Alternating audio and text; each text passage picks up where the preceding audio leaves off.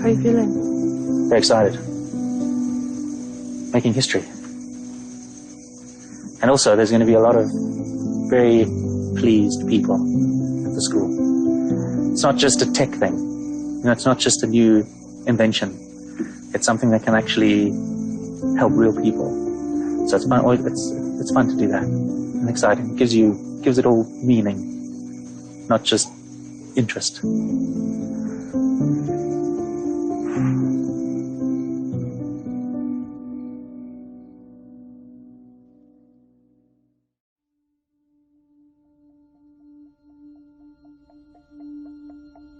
Living at the bottom of Africa can really make world affairs feel like things that just happen somewhere else.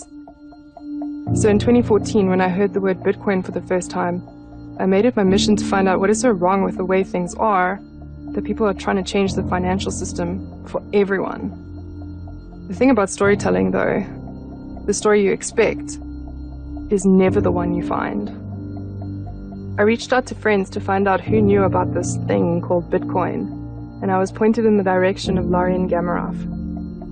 Within 4 minutes of receiving my email about being interviewed on Bitcoin, Lauren responded saying, yes, I do believe that this will impact our lives as much as the internet has done. So can you first explain to me what cryptocurrency is? All it is essentially is a mechanism for being able to transfer digital assets without there having to be a duplicate of that digital asset. I'll give you an example. If you have an MP3 or a digital photo, it's very easy to make a copy of that digital photo or MP3 and send it to multiple friends, or what this term is called double spend. In 2008, an anonymous developer or engineer or financial guru devised a way to create a digital currency which essentially solved that problem, where you could create a digital asset that could be transferred from one owner to another and couldn't be easily copied. 2011, I read a blog about an underground website that was using this new internet currency that was different from any other currency that had ever come before it. And I immediately decided to try and play around with it and see where it would go, and acquired a number of them where they were worth very little. And then over the years I've just seen the usage explode, and people come around to the idea that this could very well be the next innovation that disrupts and upturns our lives and has a massive positive impact. There are thousands of cryptocurrencies out there, and they're quite diverse in terms of what their intentions are and what they were designed to do. So for me, the discussion begins with Bitcoin. It's the proto-cryptocurrency. It's the first one that mattered. When you first geek out about Bitcoin and blockchain and cryptocurrency, you tend to become very excited about the tech itself. And I think I made the mistake quite a few times early on of getting too technical when I'm just speaking to my mum or my wife or friends who just want to understand how it works. It's digital money. In 2016, we attended the Bitcoin and Blockchain Africa conference so we could hear people who get it explain it. There was a woman on stage from Botswana who educates people on both the potential and risks of Bitcoin. After she shared her personal story, I snuck over and slipped a piece of paper into her hand with the hastily scrawled words, "I'm making a documentary and I would love to interview you." Come, come, come. Welcome to my farm. This is a very small farm that I started in 2017 when the Bitcoin market went a bit up. I managed to buy the goats and I bought myself some chickens and I set up the farm, and also managed to buy myself this car. That is why it has got all these Bitcoin stickers. You can come and check out my goats. They're like way cool. The other ones are not yet here. I think they're still in the bush. The humble beginnings. I'm hoping in the future I'll have like much wider farm as I continue in my journey of Bitcoin. So this is a Bitcoin farm. But instead of mining Bitcoin, I'm mining goats. The piece of land, I got it in 2011. So from 2011 until 2017, there was nothing happening. I couldn't, clean it up because I didn't have money. Some of my goats are coming. It's one of my passions beside teaching people about Bitcoin. My husband is the one who's always like coming here most of the time, because as for me, I'm always like busy doing my education and doing my Satoshi Center and sometimes touring. People have flooded Africa with a lot of scams, and a lot of our people are falling into those scams. So I'm not basically only focused on Botswana, where my education is needed, I go. The whole idea of the farm is so that you can be able to sustain myself. I'm just educating people without making any profit out of it. For me, education is very important, even though I get stressed when my life is not working according to plan, and my vision for Satoshi Center is not like really accomplished, I'll say. But I'm always grateful for the Bitcoin community, because they are really a super amazing family. Everyone in the Bitcoin space is amazing. The original document that outlined the vision to reinvent the world of finance and technology was released in 2008 against the backdrop of the financial crisis. In order to understand all of that, the most obvious place to start was money. What is money? Where did it come from? And why isn't the way it works working for us anymore? One of the first things we figured out to do that really distinguished us from the other animals on this planet was invent language and a way of communicating with each other that could convey very complicated ideas. We could have armies of hundreds or thousands of individuals where other great apes would only be able to organize in, clusters of up to about 100 individuals. So that gave us an edge. Language was extremely powerful as an organizing mechanism. But the thing we needed next was a way of making our trust in each other portable. We used seashells. Baboon bones were a popular form of currency in Africa. But money is and always has been a form of an IOU note. I could give you something and you could trust that that thing had value because society believed it did.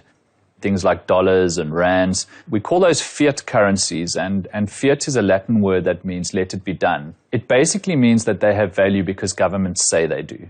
Governments tell us that you will use this money, you will accept it as repayment of debt, and you will pay your taxes in this currency. So it really is just because we say so. There was a period where fiat currencies were backed by the gold standard, and now really money is just backed by a government's ability to enforce taxation within its borders. Governments or their central banking authorities can print as much money as they want to. The decision to print money is something that lies with a few individuals. It's open to flawed decision making, and really it's fair to say that fiat money isn't backed by anything. For a time, Bitcoin felt like a lot of talk and very little action. But Larian was taking Bitcoin out of academia, out of the future, and creating a real-world use for it in 2015. Something tangible for the world to see. If you consume electricity, you're going to have a meter installed at your property. There's two modes that meter can be in, either postpaid or prepaid. Postpaid is where you just consume the utility, and at the end of the month, somebody will come and read your meter and then send you a bill, and then you pay. You're consuming first, and then you're paying. Now, prepaid meters are trying to solve the problem where people are consuming and then not paying, which is a problem we have. And it's showing itself in our energy provider, ESPAñOL, where they say they don't have money to maintain their power stations because they can't recover from the municipalities. The municipalities can't recover because nobody wants to pay for the utility. They've already consumed it. So they're trying to close that gap by switching all their customers onto prepaid, so they can't consume unless they've paid. But it then introduces another problem from the consumer's point of view. At least 80% of Africans are unbanked. If they want to make a payment, they have to use cash. Obviously now the costs are increased because the vendor has costs, and there's traveling costs, security costs. So although prepaid systems will solve the recovery from the utilities point of view, it doesn't solve anything from the consumer's point of view. Bitcoin is a payment system, which is an electronic payment system that is outside of the banking system. Anybody who has an app on their mobile phone, doesn't even have to be a smartphone, they can easily become part of the Bitcoin economy and have access to electronic payments. So it's just a common sense thing, if you think about it, that being able to make Bitcoin a payment method for a prepayment system opens up that massive market and has the opportunity to drastically reduce costs and increase efficiency, at least from the perspective of the consumer. So now there's a solution, Bitcoin, and applied to smart metering can solve a massive problem throughout Africa as well as Latin America and Asia Pacific. Dumelang. I started my journey with Bitcoin in a little bit of a sad way. Can you tell me that story? My son. Like right here on the wall. In 2007, I gave birth to a baby boy. His name was called Banco, which means praise. He was born with a heart defect called hypertrophic obstructive cardiomyopathy.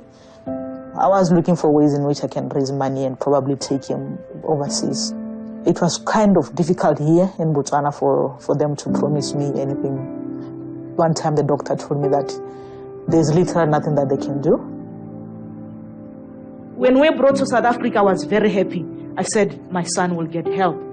But they said to me, for us to be able to help your son, we finish first with a list that is in South Africa for children who need transplant. So I went online to try and do freelancing, so maybe I can be able to raise more funds to help my child. And I remember I got across a survey where they say you can do a survey and you can, be paid in Bitcoin. I went through that, worked, my heart out. I never got any Bitcoins from the work that I did. A lot of things that I met were scams, one scam after another. And then in April on the 4th, my son died. So, yeah.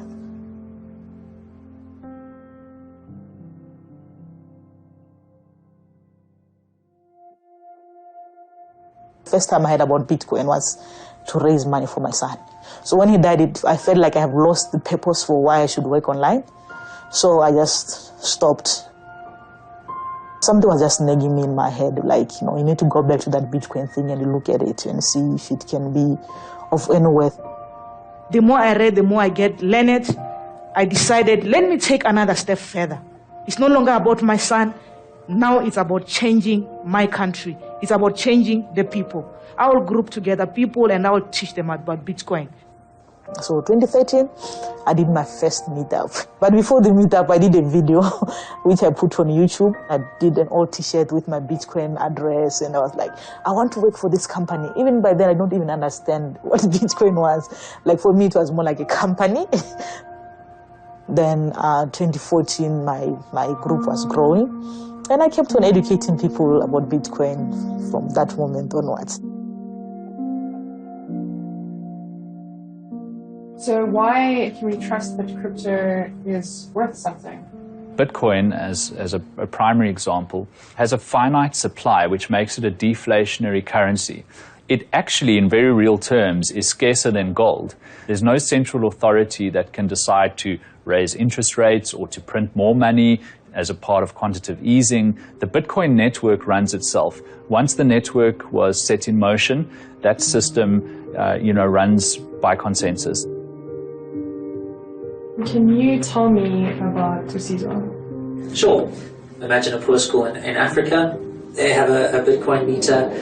Anybody from anywhere in the world could pay for a week or month's worth of electricity directly without having to go through that organization.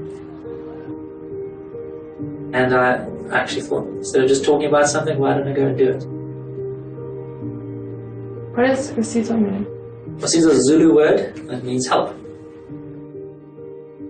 The whole point of this project is to kind of relieve the burden of the electricity. I mean, obviously there's a lot more things to be paid for in the school, and these schools have small budgets. If they can have that burden lifted a little, where they don't have to actually pay for the utilities, then they can then spend what little they have on other things. One of the struggles that we've had is trying to get a metering company to agree to the project. A lot of these metering companies make a lot of money on the vending solutions they supply, taking fees, from the fiat transactions. Now, having a blockchain-based system means that the funds go directly through to the meter. And so the metering companies that we've been dealing with weren't willing to go along with the project. So it was quite an uphill struggle. But luckily we have found some enlightened partners. We've got about 2 bars out of the 3. So I think communication should be fine. But we also have an antenna. So what we can do is perhaps bring an antenna through here just to boost the signal once we get the donation going through and the meter can pick up the payment on the blockchain, the next step is for the actual meter to switch on. And then we should see the school light up. It'll be hard to see now, but at least we'll see something happen. And then on Monday night, when it's all pitch dark, I think it'll be quite spectacular when everything goes on. That's the theory. Very exciting.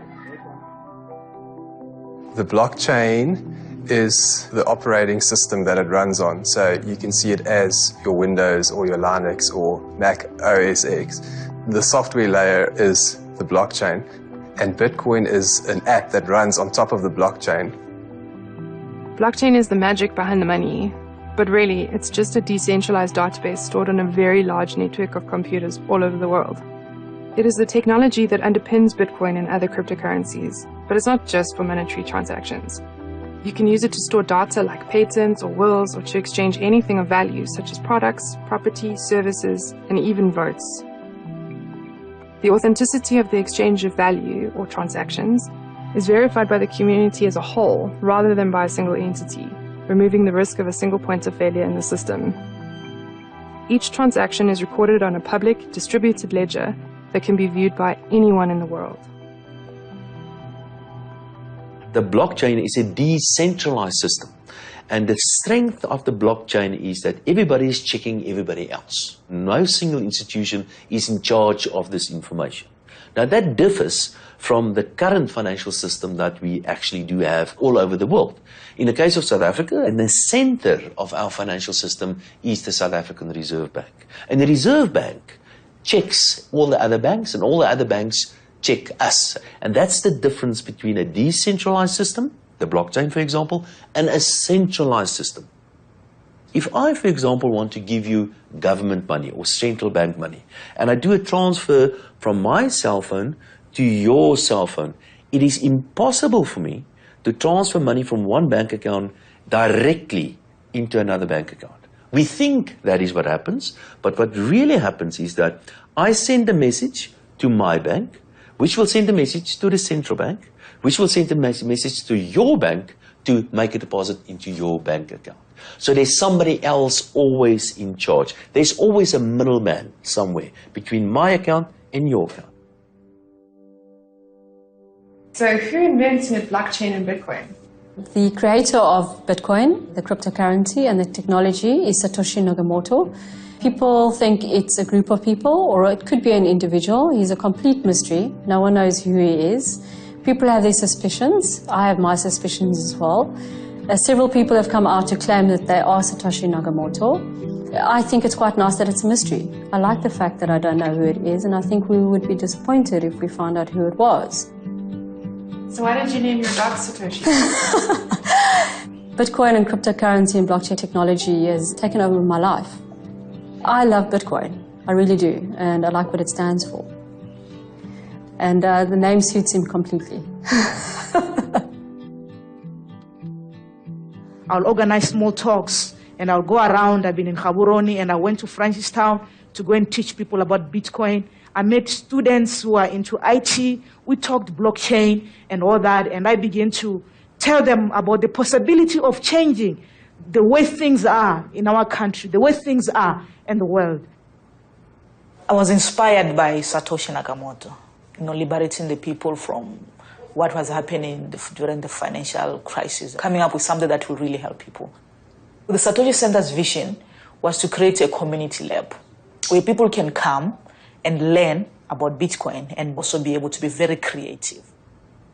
Somebody came up with this idea of making it possible to trust the record of ownership of money without trusting any individual in the ecosystem that makes things work together. And that is such a clever invention that we have to make it work and make it valuable in the way we apply it to society. If you compare it to the traditional financial system, I don't think any of us really get excited about going to our bank or excited about logging on to a banking system. One of the disadvantages of cryptocurrency is the complexity still, that we're working with a very rough technical thing where you need to understand things like the transaction fees and things like that. But To be fair, if you compare it to the traditional financial system, that's not really clear as crystal either. It's really very difficult to understand how banking fees are going to apply to you, what's it going to cost to transfer 10,000 rands to a US bank account. Things like that are also very, very complex. What we're going to basically do is an auction. The item in question is this over here, which is a 100 Rand note. We're going to be bidding for this 100 Rand note. It's a standard auction. Whoever wins the auction gets the 100 Rand note. Slight switch, though, on the traditional auction model is that the person who comes second has to pay whatever their bid was, but they don't get the note. So I'm going to open it up at 10 Rand. Would anybody pay me 10 Rand for 100 Rand note? Who's first? 10 Rand. We've got 10 Rand in the back. 180 Rand going once. 180 Rand going twice. Sold for 180 Rand. You can come and settle afterwards. And the person who came second used to settle with me as well. It's not that central financial authorities were a bad idea. It gave us a way of scaling up to what now is the global financial system. It gave us a way of trading with each other. You could travel to the other side of the world and you could start to trade with people there. And that was fantastic. But where it has failed us, for example, is where human greed has been able to manipulate the system, to put it quite bluntly. That's the second highest price I've ever gotten for a 100 Rand note. It's a great game for me because I essentially now have made 310 Rand and parted with 100 Rand, right? The game, of course, is rigged. It's designed so that I'm going to win. And it has to do with the irrational mindset people have around money. We all remember what happened with the financial crisis in 2009. In that situation, we were reminded again that banks can fail. We have a fractional reserve banking system in most countries where banks don't actually have to have all of the money that they're storing on behalf of their customers. They only need to keep enough of that money around that they can satisfy all of the withdrawals requested in any given period. When a bank gives you a loan to buy a house, for example, they don't have to have that money either. That's basically money they can make out of thin air. But when you have a run on the bank, when there's a crisis and everybody tries to pull their money out of the banking system at the same time, banks don't have that money, and that causes them to collapse. Governments then stand as what we call a lender of last resort. So governments say, if the bank doesn't have enough money to sort out all of its customers, we'll step in and we'll lend them the money to do that. But of course, that money needs to come from somewhere too. And so what happened in 2009 was you had banks which didn't have enough money to pay all of the people trying to withdraw their money. The US government didn't have enough money to act as a lender of last resort, and so the US taxpayer effectively had to bail out a bank with a tax-free, non-reversible loan that never had to be paid back to the taxpayer. Now, it doesn't really matter how you present that story, it doesn't strike me as fair. Every country's economy is intertwined with every other country's economy.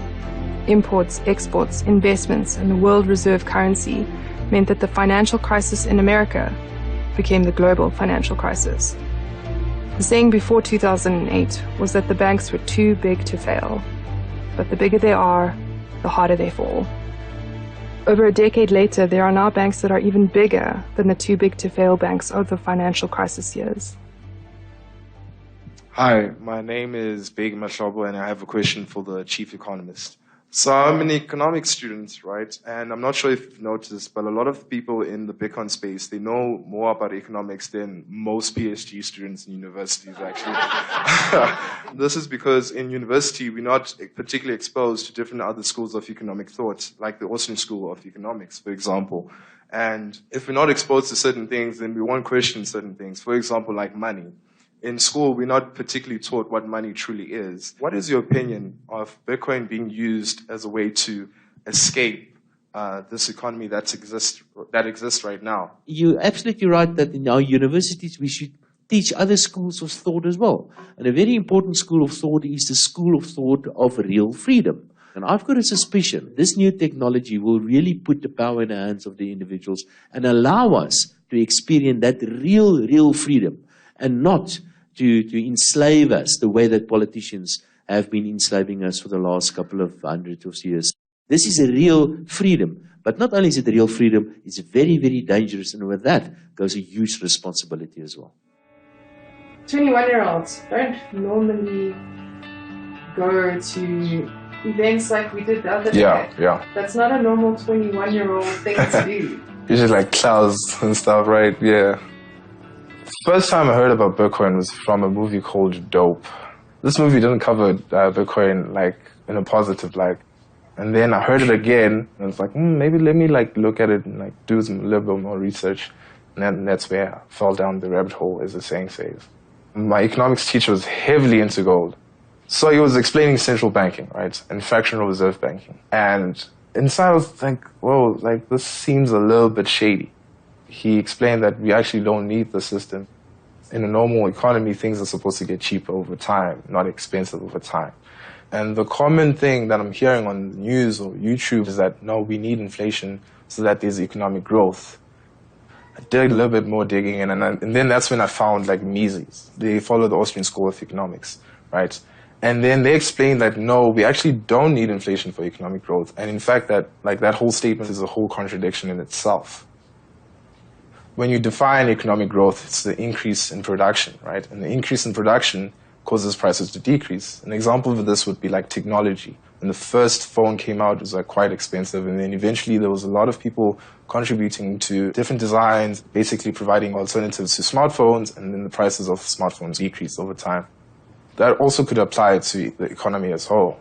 And now I know that this person, what he's saying on TV, it's like utter nonsense. And then like, what can I do about it? It's like, buy Bitcoin, bro. Using this greedy algorithm, I can make a lot of money. And actually, the only way you could have won that game was to not play it. The problem is, when you have money on the table, human beings start acting in a very curious way. But I want to use this auction as an example of our banking system, and in fact, the financial system that runs the world today. Because it is rigged. There are rules that have been put in place that mean that you will lose every time you play. And somebody will make a lot of money because they control the algorithm that ensures that you lose. Our current banking systems, while they're useful for things like buying carrots and going to the movies and stuff, are exploitive and they're exclusionary and they cut out a lot of the world, and we don't have to play the game anymore because we have the technology now to opt out. Money was always centralized, was always opaque, was always exclusionary, had too many middlemen, too many rent seekers, too many people, quite frankly, benefiting from exploiting others. Finally, we could use the internet to create a financial system that benefited everybody potentially, that was resistant to censorship, that nobody could take control of. That's what the world had been waiting for, and finally it arrived with the Bitcoin network. You know, I was never interested in all these subjects, you know, this economics and finance. And since Bitcoin, I became interested, you know. I would still be living in my oblivious way, hoping that whoever's running the system is running it fine, and that we don't end up in the same way that Zimbabwe ended up, where their money became worthless. It's not so much about not having a long-term view. It's just about being educated on this. And the majority of people aren't educated on this. Can I just go on and say something else that I think is important? Absolutely. Okay. If we use a blockchain system, the power is actually where I believe it should be, and that's in the hands of the individuals. We do not need the permission to transfer money between my account and your account. And that, of course, also opens the possibility for things like, for example, fraud and tax evasion and all sort of illegal things. And the responsibility is also in the hands of the individuals, the way I believe it should be. Why? Why should we have that kind of responsibility? In all instances, when governments got involved with money, in all instances, without one single exception, they have either destroyed the money or they are in the process of destroying it. So don't think that a politician or a central bank is in a position that you can always trust him. It's just another individual, just another human. And they always make mistakes, and it's inevitable. But ideologically, I also believe that I should have the right to decide for myself whether I want to lend you money, whether I want to borrow money. It's not up to some politician or some other institution to tell me what I can and what I can't do. That's my business. There exists a definite two-camp divide over whether Bitcoin should be used to facilitate liberty and self-sovereignty, or if it should be regulated to protect users. Can you give me an example of some of these crazy schemes that people are coming up with using crypto? There's so many. I remember, but mostly they're coming from South Africa. So in the very beginning, I remember they used to like call me and try to recruit me. They say like, you have got a network of people who can make a lot of money. I'm like, I'd rather be poor than to join something that at the end of the day I'll hurt my own people. There's always a joining thing. It's like a pyramid scheme. The lady came to our office. She was like really heartbroken because she has put a lot of money into a scheme and then it disappeared. You know, people actually put their children's school fees. What I know is once you start having an influx of people calling and say they want Bitcoin, know that there's a scheme coming up. So they are good in the sense maybe they make Bitcoin to be used a lot, but at the same time they are really bad. The bad surpasses the good. One of the biggest challenges to explaining Bitcoin is to somebody who comes already with a pre-knowledge of what Bitcoin is and then they come to you and say like, how much do I join? How would I make money very quick? You try to convince the person that it's not about joining. It's like a revolution. It's like a new technology arising altogether. It's about you understanding. They're like, no, but it's not that. The pros for me is liberation, freedom, the ability to be able to control your own money, or the ability to send any amount of crypto or carry it. Imagine if you were to carry a chunk of gold, you want to pass through the border or whatever, you can't. So that's the beauty of Bitcoin. The negativity is people using it wrongly, making our people poor. Also lack of regulations and stuff. If you can have maybe some sort of regulatory framework, it will also help protect us. I know you cannot control it because of the way it was created, but just regulations, it can help a little bit. Since Bitcoin's early days, it's been shrouded in mystery and controversy. From the bankruptcy of Mt. Gox, one of the early exchanges, to the infamy caused by the dark web Silk Road marketplace that accepted Bitcoin for nefarious goods and services. While Silk Road became one of the first use cases for Bitcoin, it also perhaps put the mainstream adoption of cryptocurrencies years behind where it might have been otherwise. It was run by Dread Pirate Roberts or Ross Ulbricht. If you follow the news, you know that Ross Ulbricht was found guilty by a jury. The federal judge took his activities very serious, and she actually sentenced him to serve a life sentence. They counted at least 6 individuals who had purchased narcotics off of Silk Road and died as a result. What we basically are focused on, one is criminal offenses involving digital currency, which could be any sort of crime, whether it's narcotics, whether it's murder for hire, whether it's identity theft, and so on, in which the bad guys are utilizing Bitcoin rather than other forms of money because they, in our experience, believe it to be untraceable, which is clearly an accident on their part, a misunderstanding, to say the least. But we also deal with the regulation of exchanges and money. Okay. Very nice. Don't touch. Don't touch. No, yeah. Be careful. Every single transaction that occurs in the Bitcoin network is recorded in something called the blockchain, a public ledger of every transaction that's made. The only problem is that even though you can see every single transaction, and you can see the addresses, which are like the account numbers of the people that are holding those Bitcoins, you don't actually know who those addresses belong to. So the correct term isn't anonymous, it's pseudonymous. Cash is truly anonymous. If you have a suitcase of cash and you go and spend it, there's no way that that transaction is recorded. So Bitcoin is less anonymous than cash. And we certainly know how cash can be used for nefarious purposes. We know that suitcases of money and drug deals happen all the time. There was a name that kept coming up in conversation and research. And for his name alone, it felt necessary to meet him. Fluffy Pony. It's a nickname that stuck years ago that despite his best efforts, Ricardo is not able to get rid of. But amongst the noise of the crypto world, Fluffy Pony definitely stands out. Why is privacy so important, and how is it lacking in the way we currently do things? Privacy is the natural state of things. You're not closing the door at the bathroom because you want to plot to overthrow the government. You're closing the door at the bathroom because you don't want people to see you on the loo. There's certain aspects of our life we want to keep private. that we might reveal to certain people. We hopefully take our clothes off in front of the person we're married to, but we don't go and walk around the shopping center naked. But privacy has become, it's sort of become overshadowed by, oh, bad people want privacy, or things like, if you have nothing to hide, then why do you care about privacy? It's not about wanting to hide it from everyone, it's just that we want to control who sees the information. If law enforcement or the government want information about me, they should have to come knock on my door to get that information.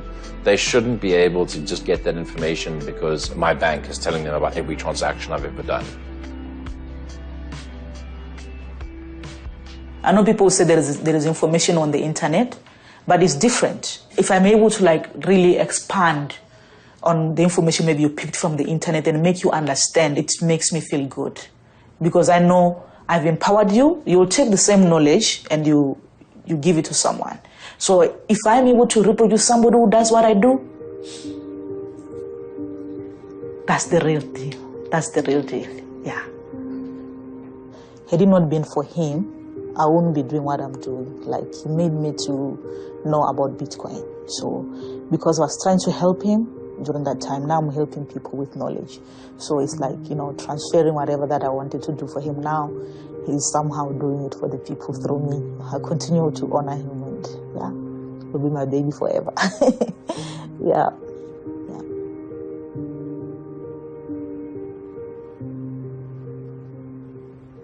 When I got introduced to Bitcoin, it was like, okay, let me save. Each month I save. I'm thinking more about the future, what's going to happen in the future, and I orientate my actions today that will impact the future.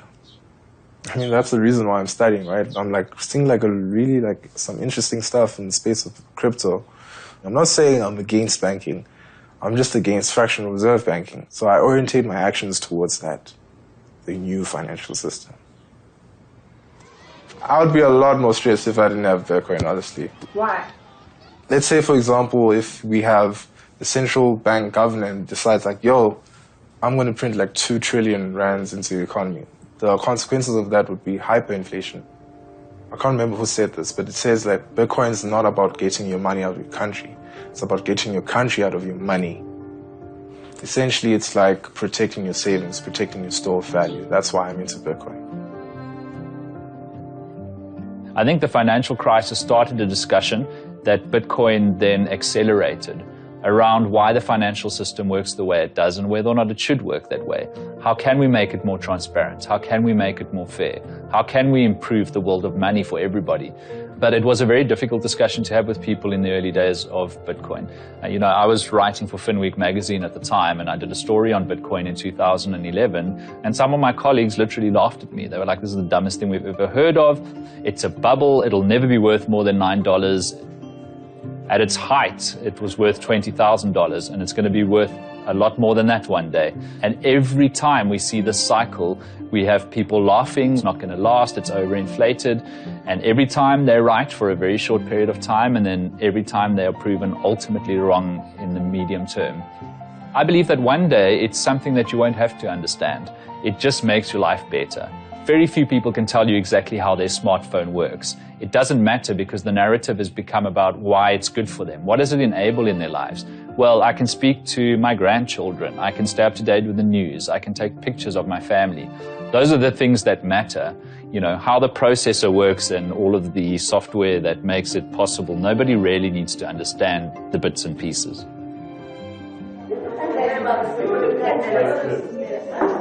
Mr. Tam, welcome to MON. In the middle of the night. At 2 o'clock in the morning, I followed Lorian out to Soweto to witness history being made with a live demonstration of his Bitcoin prepaid meter. Lorian would be Skyping through to a conference on the other side of the world at MIT in Boston, where his friend Ed would be making a Bitcoin payment straight to the meter. So what I'm going to do is I'm actually going to be ready. Okay, so let's get this whole thing started. They're going to be calling right now in about 2 minutes. And then I'm going to come to that classroom. Shame they've been here for 2 hours.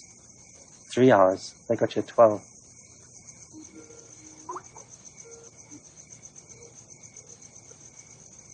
Hi, Ed. packed room here. Hi, everybody. To see you all there. Hi, nice to see you all. Thanks for coming. Could you shortly explain where you are and what you're doing there? Sure. I'm in it's a city outside of Johannesburg in South Africa.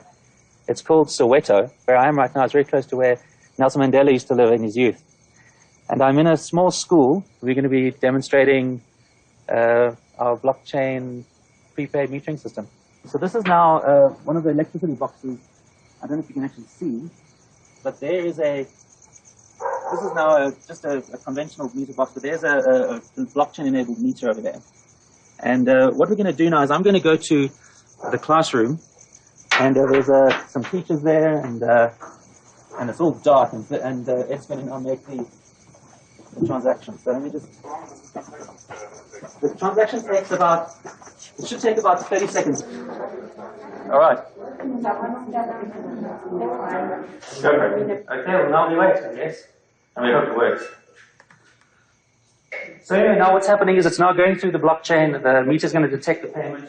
It's going to calculate the tariff and then load the required amount of electricity onto the meter. There's nothing on it at the moment. That's why we're in the dark. And hopefully in a few seconds the meter should be activated. I'm now just sitting in one of the classrooms here, so you're going to see the staff. Yeah, you ready? This should be about 30 seconds. 41 seconds. Okay.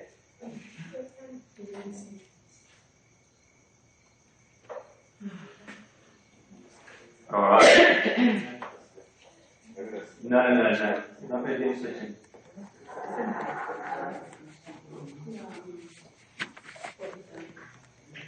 Now this is usually what happens, in the live demo. Yeah.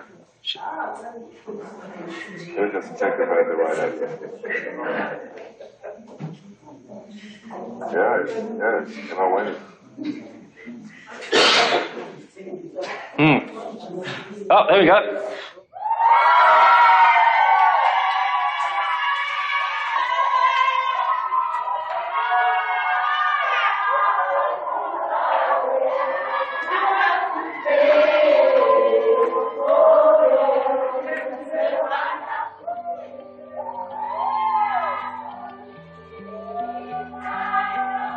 I've got 4 sons who are, busy. One of the things that I've been involved with is the Cub Scouts.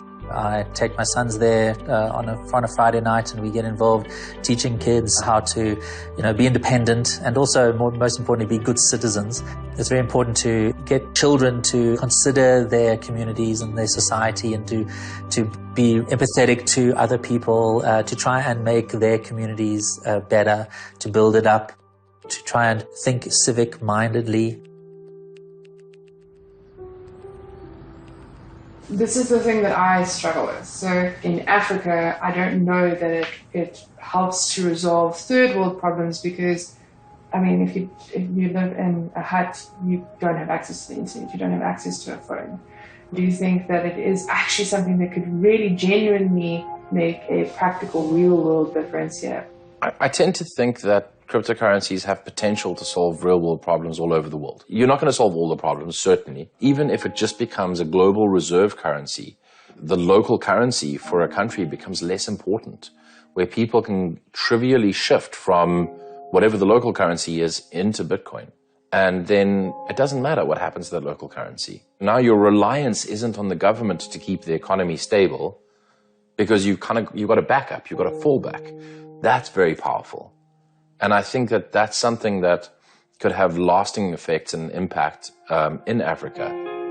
We've had this leapfrog thing that occurs where there's an innovation like digital cell phones when they came out. Those are the first cell phones that really got deployed in South Africa. And because of that, we were on 3G faster than like the United States and most of Europe. And it's just because the infrastructure is a little bit more modern, because it was deployed slightly later in the game. There are a class of problems in Africa where we can just leapfrog and, use cryptocurrencies to our advantage. And I think that's what's going to happen. Even though myself on a day-to-day basis, I don't use Bitcoin in the way I would like, I do want to be able to spend Bitcoin, and I do want to be able to have people out there in this country spending Bitcoin. I want merchants and service providers to accept Bitcoin. So instead of waiting for them to do that, I'm now going and actually providing those tools. I will certainly, strive to create the opportunity for people to spend it in their day-to-day lives and also to accept it in their day-to-day lives. Ironically, the story I expected was to be told by a bunch of men in suits just in pursuit of more money.